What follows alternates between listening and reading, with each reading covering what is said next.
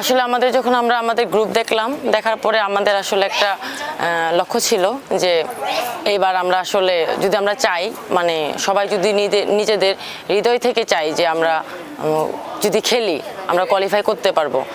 তো অলমোস্ট প্রায় কাছাকাছি চলে এসেছি আমরা। এখনও একটা ম্যাচ আমাদের বাকি আছে। আমরা আসলে এখনও পুরোপুরি আমাদের ওইভাবে আমরা সেলিব্রেশন করিনি, আমরা এখনও ওটা রেখে দিয়েছি। লাস্ট ম্যাচ শেষ করে তারপর আমরা পুরোপুরি এনজয় করব, সেলিব্রেশন করব। আলহামদুলিল্লাহ আমাদের মেয়েরা খুব ভালোভাবে আছে, খুব ভালো মুডে আছে। তো আপনারা জানেন যে কালকে একটা আমাদের খুব ভাইটাল ম্যাচ খেলা গিয়েছে, এটার জন্য আমরা আজকে রিকাভারি সেশন করছি। এখন আমরা স্ট্রেচিং করে টিম সুইমিংয়ে নেমেছে। আর এটা আমি বলবো যে আমাদের এই এতদিনের যে কষ্ট মেয়েদের, বা আমরা যে এতদিন ধরে জার্নি করছি সেটারই একটা ফসল। কালকে আমরা একটা হিস্টোরি করেছি।